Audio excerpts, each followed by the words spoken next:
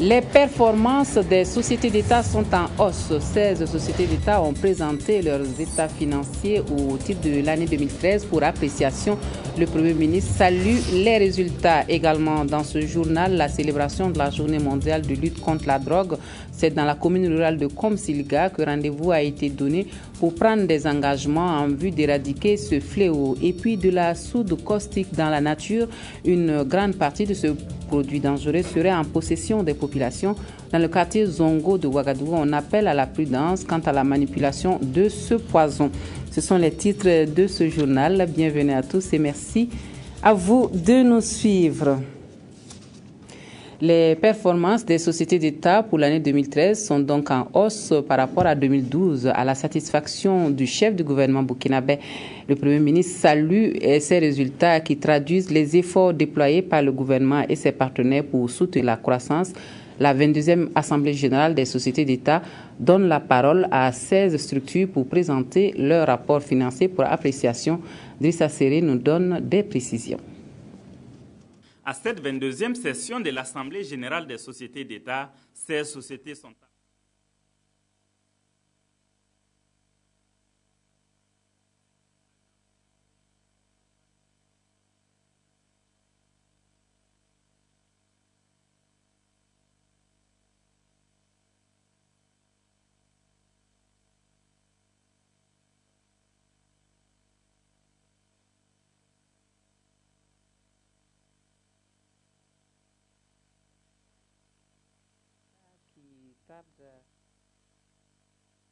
Que tout est fin prêt du côté de la technique pour que nous puissions avoir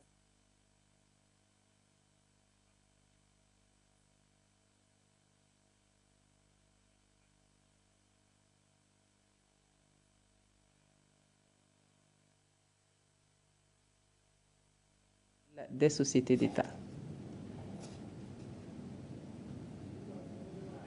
259 millions de francs CFA en 2013, soit une progression de 11,42%. Globalement, les résultats d'exploitation de nos sociétés d'État est satisfaisant en 2013, car toutes les sociétés sont bénéficiaires. Nous enregistrons un résultat net cumulé de 81 111 millions de francs CFA, en augmentation de 66,60% comparé à celui de 2012.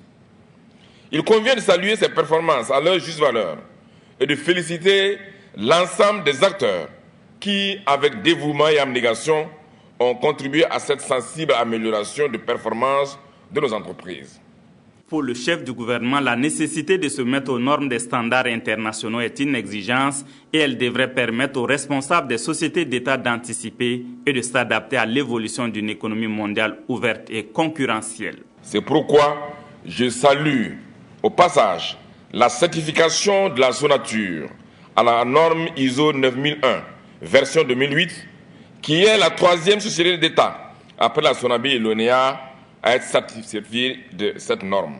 Je note également que des efforts ont été faits d'une part pour la mise en œuvre des recommandations et résolutions issues de la 21e session de la CGE et d'autre part pour la transmission dans les délais réglementaires des documents auprès du secrétariat de l'Assemblée générale. Les dirigeants sont exhortés à développer des initiatives pour permettre aux sociétés d'État de contribuer à la réalisation des objectifs de la stratégie de croissance accélérée et de développement durable SCAD. Voilà, toutes nos excuses encore pour cette légère perturbation au démarrage de ce journal. Nous poursuivons ce journal au traditionnel point de presse du gouvernement. Ce matin, il a été question du guichet spécial appui à l'entrepreneuriat féminin.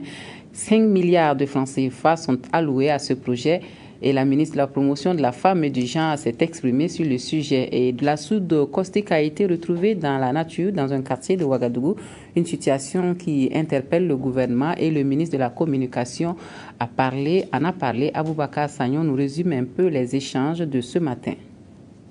La mise en place du guichet spécial de 5 milliards de francs CFA pour financer les activités économiques des femmes a suscité un engouement sans précédent dans les 13 régions du Burkina. À ce jour, plus de 14 000 dossiers ont été réceptionnés et le besoin de financement des 3 549 dossiers dépouillés s'élève à plus de 14 milliards de francs CFA. À ce point de presse, le ministre de la Promotion de la Femme et du Genre a apporté une précision. Les fonds du guichet spécial sont exclusivement destinés à financer les activités des femmes qui détiennent déjà des entreprises. Celles qui ont besoin d'argent pour démarrer une activité ne sont pas concernées. Il s'agit donc de financer des femmes entrepreneurs qui ont besoin de crédits allant de 2 millions à 50 millions. C'est la marge, l'intervalle de crédit que nous avons proposé. Alors, donc, ce financement-là vient répondre aux besoins de ces femmes qui ne sont plus au niveau des activités génératrices de revenus, mais qui ne peuvent pas accéder aux ressources au niveau des banques, des fonds, des autres fonds qui existent déjà, parce qu'elles n'ont pas de caution, parce qu'elles n'ont pas de fonds elles n'ont pas de garantie, parce que les taux d'intérêt ou les conditions qui sont appliquées ne sont pas adaptées à leurs activités. Ce n'est pas donc un crédit destiné à tout le monde. Le fonds d'appui à l'entrepreneuriat des femmes est une mesure transitoire en attendant la mise en place d'un fonds de soutien à l'entrepreneuriat féminin ou d'une banque pour les femmes. Il vise à lutter contre la pauvreté et à augmenter la contribution des femmes à la production de la richesse nationale. Le défi que je les lance, c'est que dans 5 ans, dans 10 ans, on puisse trouver des opératrices économiques parmi celles qui vont bénéficier de ces crédits-là. L'opérationnalisation du guichet spécial a connu quelques difficultés, notamment l'insuffisance de communication, la désinformation et les tentatives de récupération politique, les spéculations sur les fiches, l'insuffisance de ces fiches et du personnel et surtout la forte affluence. En perspective, le ministère en charge de la promotion de la femme entend mobiliser des ressources financières complémentaires pour soutenir le maximum de femmes entrepreneurs. Le ministre de la Communication, porte-parole du gouvernement, a été interpellé sur des cas de tentatives de fraude au baccalauréat et sur le déversement par des individus non identifiés de la soude caustique dans le quartier Zongo de Ouagadougou. Ce qui s'est passé est contraire à la loi et à la réglementation en la matière. Ce que le gouvernement va faire simplement avec les autorités compétentes, c'est de mener les enquêtes et de sanctionner le cas échéant, et parce que tout ceci est totalement contraire à toutes nos règles en matière de commerce dans notre pays. Il y a eu quelques difficultés de manipulation des enveloppes et quelques erreurs. Et nous en avons discuté. Le ministre des enseignements secondaires et supérieurs a fait un compte-rendu au gouvernement hier et des instructions claires ont été données pour rattraper. Le Premier ministre a dit hier qu'en matière d'organisation des concours, le Burkina Faso s'est hissé déjà à un niveau. Nous ne pouvons pas descendre plus bas. Et donc, tout ce que nous devons faire doit ressembler beaucoup à du professionnalisme et qu'il donne les instructions pour qu'il soit rattrapé le plus rapidement possible. Le chef de file de l'opposition politique au Burkina Faso lance une campagne nationale de souscription populaire pour lutter contre le référendum. L'information a été donnée à la presse. Le CEFOP a aussi décliné aux journalistes les stratégies de collecte de fonds et celles organisationnelles pour le suivi des transactions. Touboum, Evelyne Dabiri. L'information principale de ce point de presse a trait aux stratégies élaborées par le CEFOP, le chef de file de l'opposition, pour collecter des fonds nécessaires à la lutte contre la modification de l'article 37 de la Constitution. Une opération dénommée Campagne nationale de souscription populaire pour la lutte contre le référendum est donc lancée sur toute l'étendue du territoire, mais concerne aussi la diaspora burkinabé.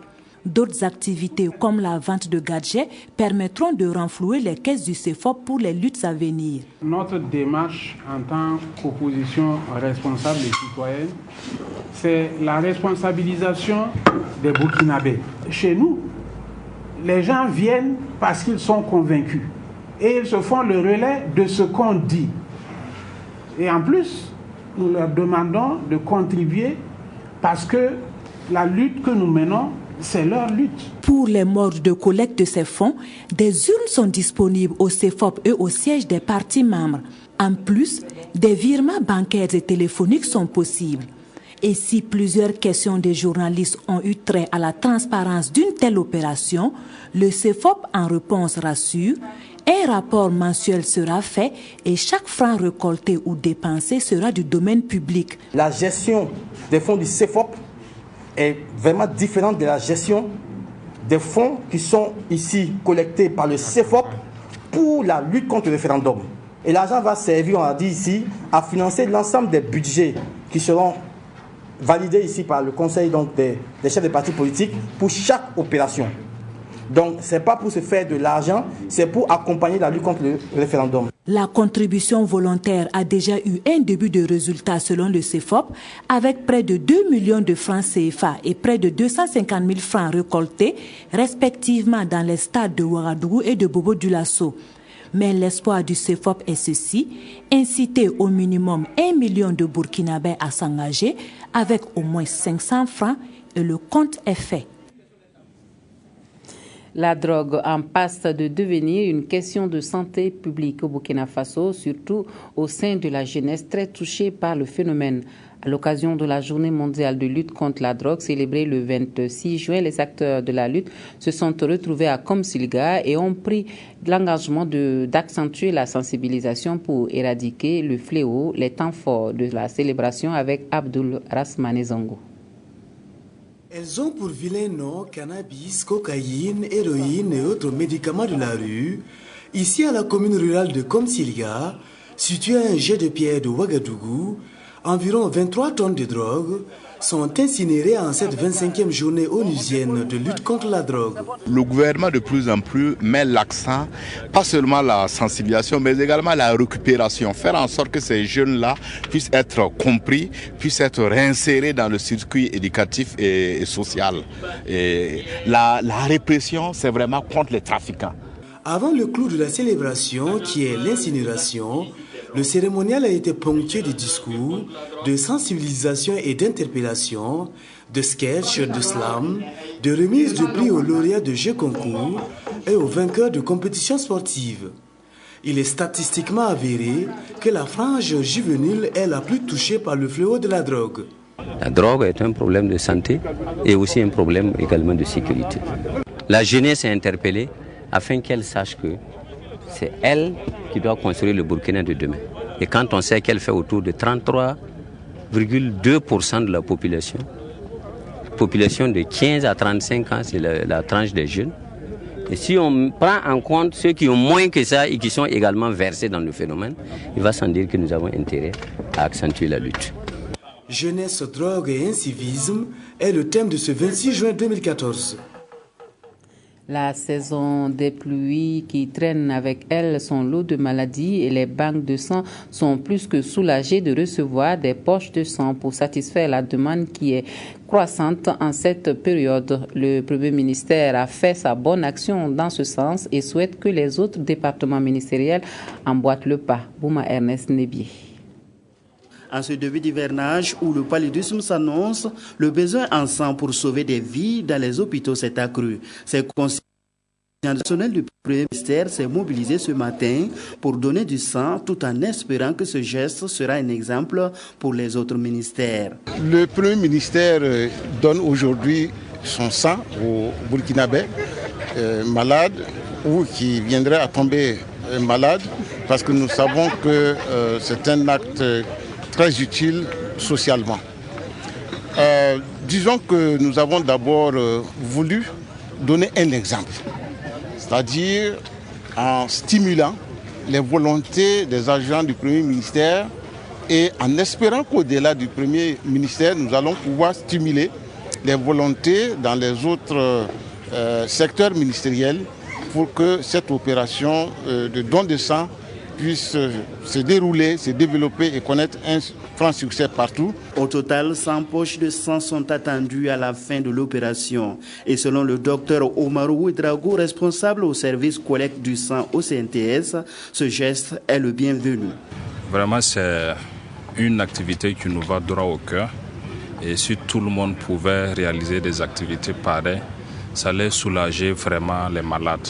Voilà, surtout avec la saison pluvieuse qui va commencer, qui a déjà commencé, et qui parle de pluie, parle de paludisme, qui parle de paludisme, parle d'anémie chez les enfants de moins de 5 ans et chez les femmes enceintes. Il faut dire qu'actuellement, le besoin de sang, nous on l'a estimé actuellement entre 200 à 240 poches par jour. La précédente opération, selon le président de l'association SOS 100, Jean Bosco Zundi, avait permis de collecter 80 poches de sang. Et la prochaine, nous l'espérons, permettra de collecter plus de poches que la présente. Autre point de l'actualité, nous parlons agriculture à présent avec la production de mangue du Burkina Faso destinée à l'exportation qui serait en baisse et la bactériose du manguier en serait l'une des causes. Alors, quelle solution à cette maladie qui entraîne le pourrissement des fruits? Acteurs agricoles de la sous-région et chercheurs réfléchissent à Bobo Dioulasso à une réponse à la question Koudouroumenki. La maladie des taches noires appelée la bactériose du manguier constitue de nos jours une menace sérieuse pour la filière mangue. Cette maladie impacte négativement l'exportation et la vente des mangues, d'autant plus que les variétés exportées sont celles-là même qui sont les plus exposées au fléau. Les variétés les plus attaquées dans notre pays, c'est la variété Kent, la variété Kate et Valencia. Elles sont très sensibles. Et le problème, c'est quoi? Ce sont ces variétés que nous exportons. Et si nous exportons des variétés qui sont sensibles, arrivé en France ou en Europe, on constate les dégâts ou des taches de cette bactériose-là. On détruit votre cargaison et ça à votre charge. Pour limiter de telles pertes, ces chercheurs se sont réunis ici pour discuter et trouver des solutions aux questions de la mangue et des bactérioses.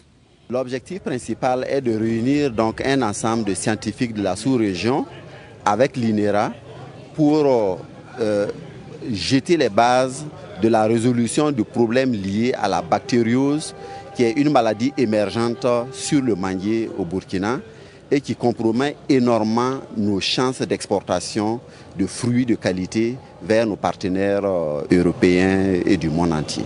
Les chercheurs préconisent si possible la cueillette des mangues avant l'installation de la saison hivernale parce que la bactériose du manguier est beaucoup plus favorisée par l'humidité. Et le ministère de l'Agriculture et de la Sécurité alimentaire qui présente son plan d'action pour l'amélioration des statistiques agricoles et alimentaires. Techniciens du ministère et partenaires ont pris connaissance de cet outil qui devrait permettre de booster les performances de la productivité pour l'atteinte des objectifs de sécurité alimentaire. Frédéric Étienne Bassenga. Au regard de son importance dans la mise en œuvre des plans d'action, une donnée statistique se doit d'être complète, fiable et à jour.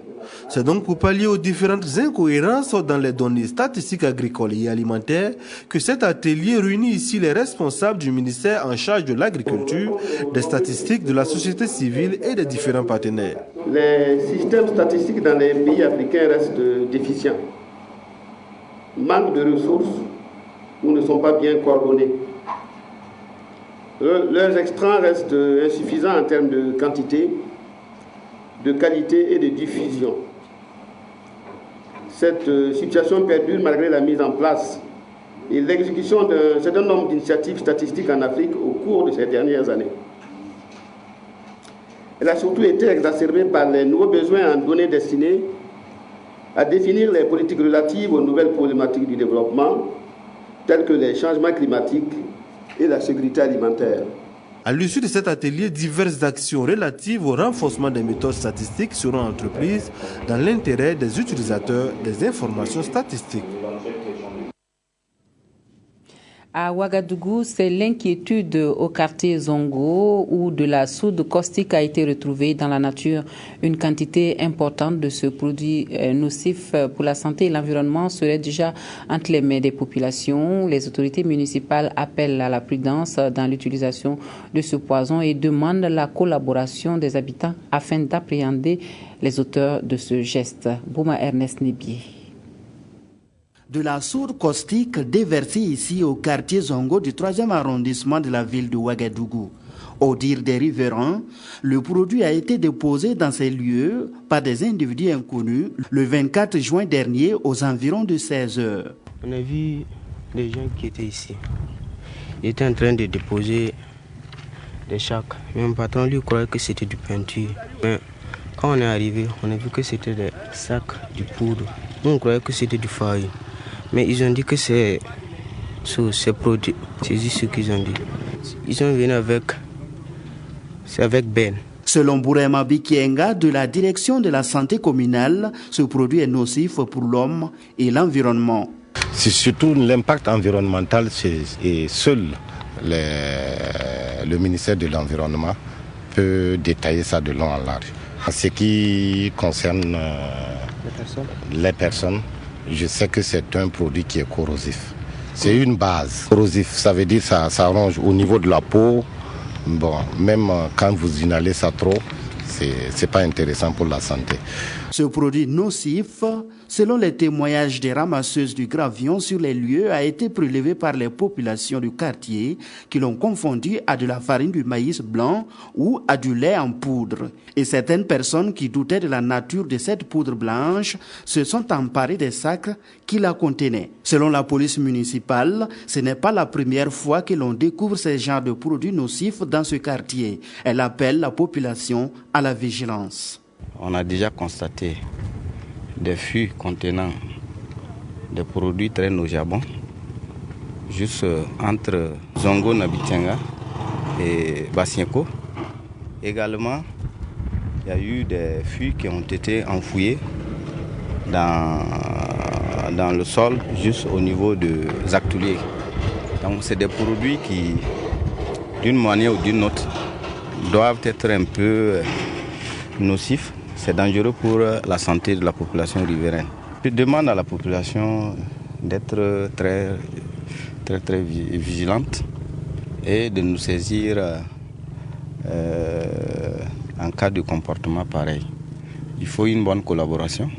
Sinon, je pense qu'un véhicule pareil ne peut pas venir dépoter des produits, passer inaperçu.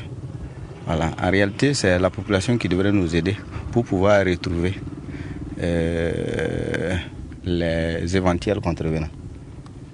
Pour les autorités communales, des mesures seront prises pour empêcher ce genre de pratiques qui mettent en péril la vie des populations. En attendant, la direction de la santé communale va procéder à la neutralisation du produit.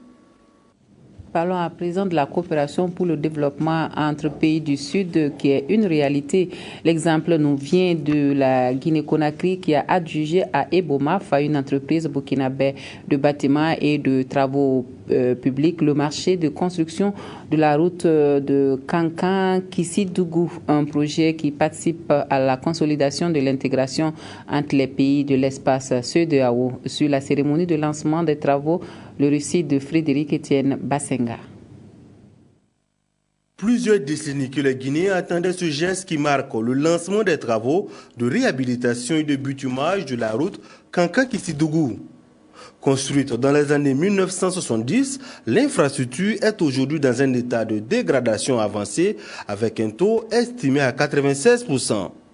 Environ 200 milliards de francs CFA ont été mobilisés pour la réalisation de ce projet financé sur le budget de l'État de Guinée. Il n'y a pas de développement s'il n'y a pas d'infrastructure. Il n'y a pas de développement s'il n'y a pas de route.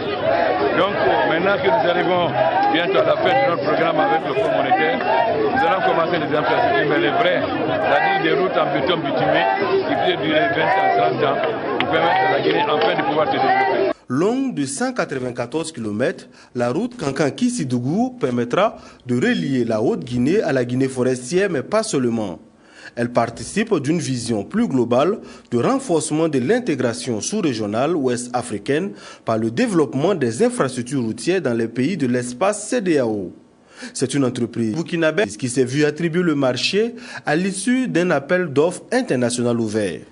Nous comptons sur notre force et notre expérience pour en tout cas satisfaire le président Alpha Condé, satisfaire la population de la Guinée et Ce n'est pas nouveau pour nous. Les ponts de 400 mètres, de 300 mètres, nous en avons construit ailleurs. Et nous avons de l'expertise humaine des pays d'Europe, de la Roumanie, des Espagnols. Nous avons le matériel adéquat qui nous permet de réaliser sans faute ces projets. Et moi-même, en tant que président directeur général, je vais m'y atteler à la satisfaction de la population de la Guinée. Avec ce premier chantier en terre guinéenne, l'entreprise burkinabé conforte sa dimension africaine. Elle est présente au Togo et au Bénin.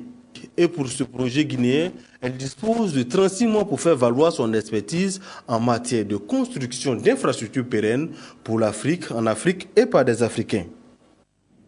Revenons au Burkina Faso où l'ONG Diakonia pense au renforcement des capacités des organisations de la société civile dans un contexte en perpétuelle mutation. Son colloque international à Bobo Dioulasso, dénommé Afrique Capacité 2014, aborde des sujets relatifs au commerce équitable, responsabilité sociale des compagnies minières ou encore le processus électoral. Ali Traoré. Ces participants sont spécialisés dans plusieurs domaines et sont venus des pays comme la Côte d'Ivoire, le Mali, le Niger et bien sûr le Burkina. Ils sont réunis sous l'égide de l'ONG Diakonia. Nous sommes dans un contexte en mutation. Il faut que la société civile, tous les acteurs puissent se réunir, échanger et voir comment ils vont, dans leur action, comment porter leurs activités sur le bien-être des populations. Pour relever ces défis, les participants vont durant 72 heures plancher sur des questions relatives au commerce équitable. Il s'agira également au cours de ce colloque de réfléchir sur le processus de certification des processus électoraux parce que nous savons que 2015 est une année électorale tant au Burkina que dans d'autres pays de la sous-région. Donc il s'agira d'avoir un agenda clair pour le suivi, le monitoring de ce processus électoral. Il s'agira également au cours de ce colloque de réfléchir sur la responsabilité sociétale des entreprises minières. L'ONG Diakonia est soutenue dans cette démarche par la Suède à travers son ambassade. L'ambassade de Suède est avant tout un partenaire technique et financier, partenaire de Diakonia. Nous finançons depuis plusieurs années un programme de soutien à la démocratie, des droits de l'homme et du genre. Et donc ce colloque Afrique Capacité 2014 intervient dans le cadre de ce programme que nous finançons. Présent au Burkina Faso depuis 1987, l'ONG Diakonia s'investit dans le développement démocratique à travers l'appui au renforcement des capacités des organisations de la société civile et le dialogue avec les acteurs majeurs de la gouvernance démocratique. Et puis cette interpellation des populations et des pouvoirs publics a plus d'égards sur les droits des veuves et des orphelins. C'est la Fondation Lucie Kaboré Traoré qui donne de la voix et cela à l'occasion de la Journée internationale de la veuve célébrée le 23 juin dernier. Bouma Ernest Nebié.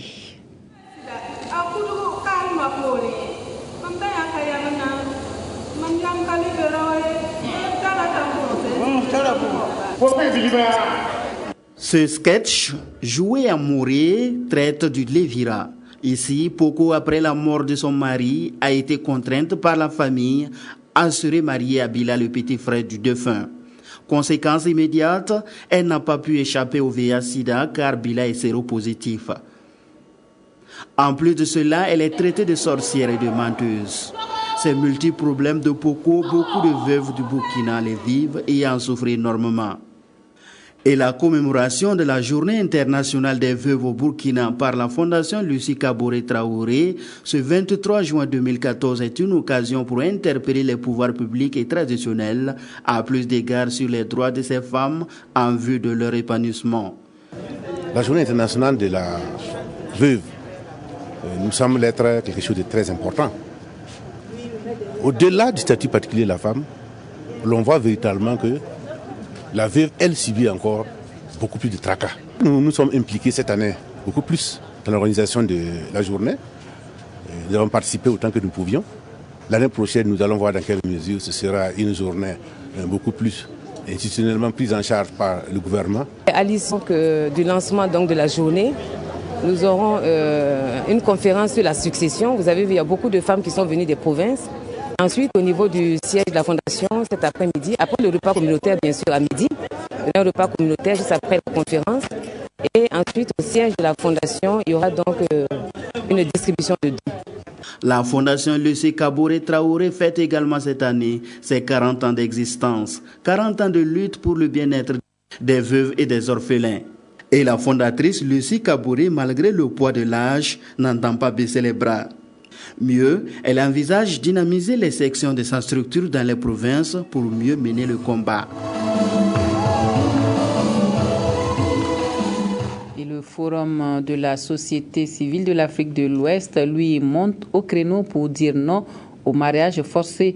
Il réclame aux décideurs politiques des solutions idoines pour endiguer cette pratique qui fait des victimes, surtout au sein des couches les plus jeunes. C'est à travers un symposium que la préoccupation a été exprimée. Estelle Judith Assogba. En Afrique de l'Ouest, la pratique du mariage précoce des jeunes filles prend de plus en plus de l'ampleur. En témoignent les statistiques du Fonds des Nations Unies pour la population. 2 filles sur 5 sont mariées avant 18 ans et pire, 1 fille sur 6 avant l'âge de 15 ans. Des chiffres enregistrés malgré des actions de lutte menées par les différents États.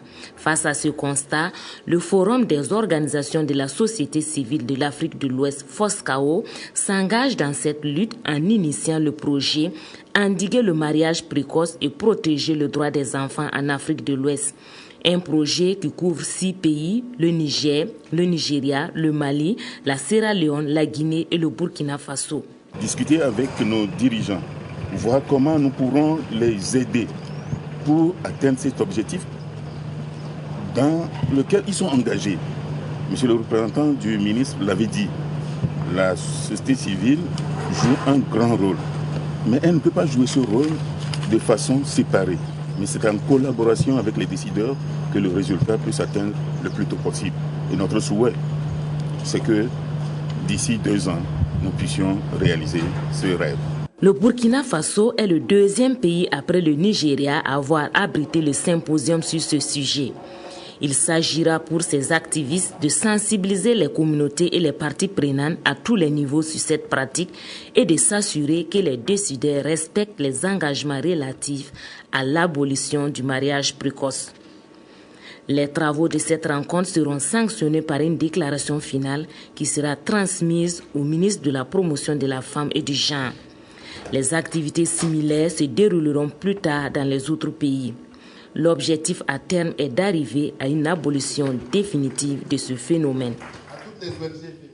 Voilà, et pour terminer, les échos du mondial de football au Brésil, l'Allemagne et les États-Unis se sont qualifiés pour les 8e de finale de cette Coupe du Monde, donc cet après-midi.